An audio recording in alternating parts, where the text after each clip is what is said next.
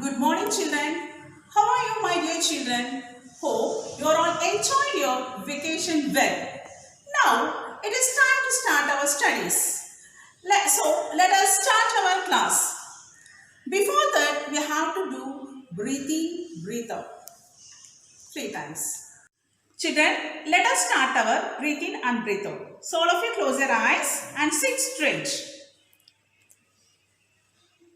Breathe in, breathe out. Breathe in, breathe out.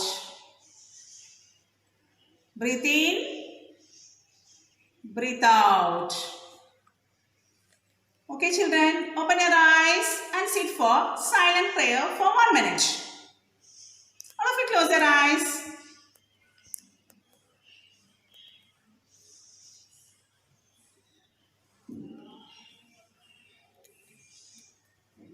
Okay, children, open your eyes with cute smile. Children, let's start our class. All of you take your book, open your book and listen to class. Listen to class carefully and write down the meanings each and every line from this point. Okay, my dear children, first chapter, part 8, Dwani. कवि का नाम सूर्यकांत त्रिपाठी निराला प्रसिद्ध कवि है. सूर्यकांत त्रिपाठी निराला प्रसिद्ध कवि है, a famous poet. उनका जन्म, निराला जी का जन्म 1897 में हुआ. बंगाल के महिषादल राज्य में मैदिनीपुर गांव में पैदा हुआ. उनका प्रमुख रचनाएं यह है कि परिमल, अनामिका, अपारा, नए पत्रों पल्लव, यह सब उनकी प्रसिद्ध रचनाएं हैं. उनका निधन 15 अक्टूबर 1961 में प्रयाग स्थल में हुआ था. छात्रों, अब निराला जी के बारे में कुछ विशेषता यहाँ प्रस्तुत किया था. अब हम पाठ के बारे में, कविता के बारे में देखना है. That the things is mentioning in this ध्वनि कविता. कविता का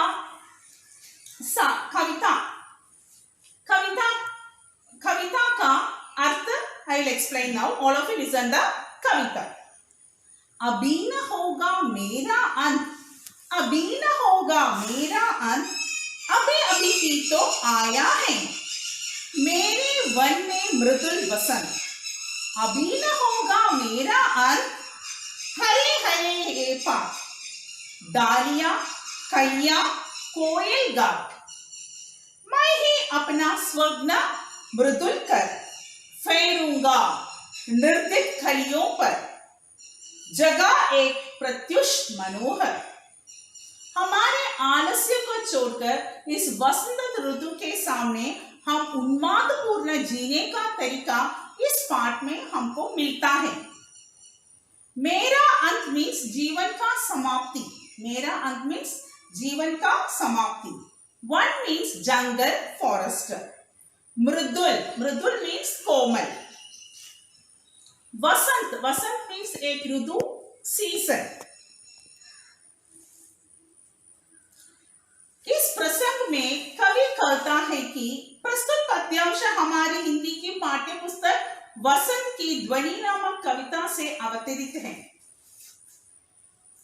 कवि का मानना है कि हमारे जीवन में उन्मादपूर्ण हमारे आलस्यों, laziness, we have to leave the laziness, and वसंत ऋतु के सामने हम उत्कर्ष होना चाहिए.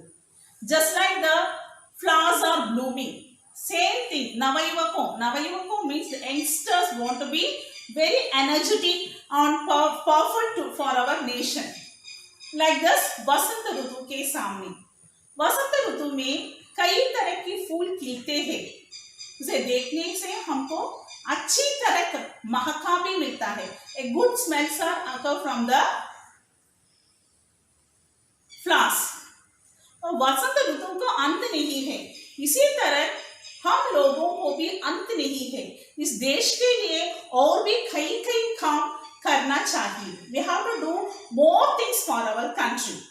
इस ध्वनि की कविता से के माध्यम से कवि ने यह कहता है कि वसंत ऋतु के समान हम भी जीवन के अंत तक हमारा जीवन देश के लिए अर्पित करना चाहिए. Children, I'll explain once again the first and second paragraph. All of you listen carefully. अभी न होगा मेरा अंत, अभी अभी ही तो आया है मेरे वन में मृदुल वसंत. अभी न होगा मेरा अंत. हरे हरे ये पात, धारियां कलियां कोमल गात, मैं ही अपना स्वग्न मृदुल कर फेरूंगा निद्रित कलियों पर. जगह एक प्रत्युष मनोहर. अभी everyone the kavi what the kavi is saying means just like ध्वनि means sound. the vasant ऋतु में कई तरह की ध्वनियां होती है.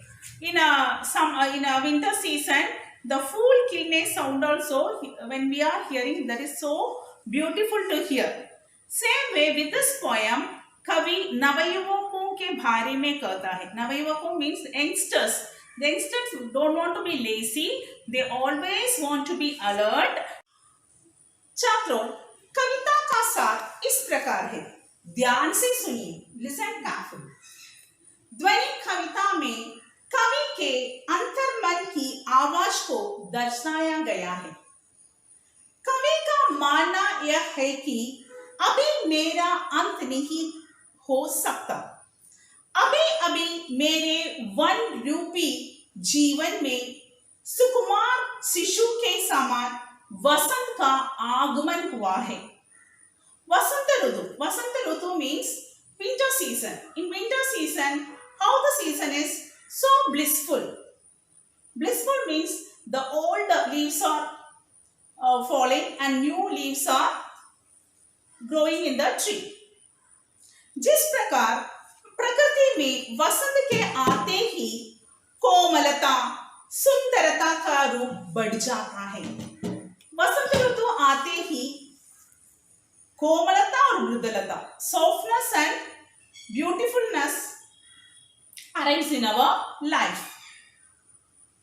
वैसे ही मेरे जीवन में परिवर्तन आया है. मैं भी नई आशा में जीवन में वर्ष प्रति हेतु बढ़ना चाहता हूँ. मैं सोई हुई सुंदर कलियों को अपने हाथों से स्पर्श करने से, if you touch our buds, if you touch the buds with our hands, what will happen? The blossoms will occur, and it looks so beautiful. The flowers look so beautiful. वह फूलों की उन्नीदी आंखों से हमको बहुत खुश मिलता है. सो हमारे जीवन में आलस्य means laziness. We have to leave the laziness and we have to bring the happiness in our life. That the things is mentioning in this ध्वनि कविता. कविता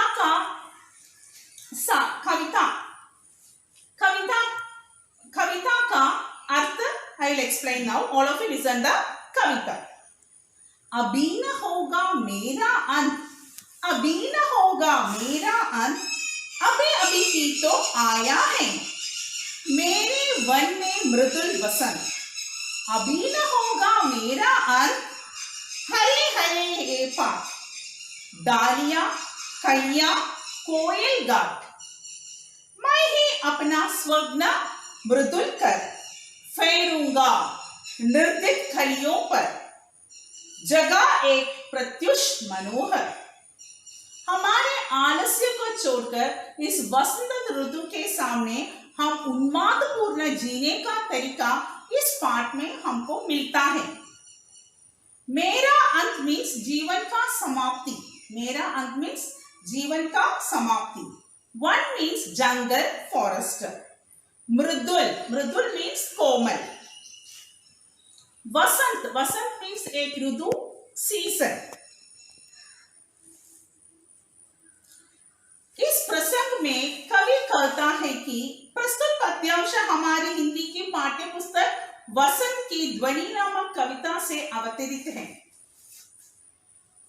कवि का मानना है कि हमारे जीवन में उन्मादपूर्ण हमारे आलस्यों laziness, we have to leave the laziness, and वसंत ऋतु के सामने हम उत्कर्ष होना चाहिए।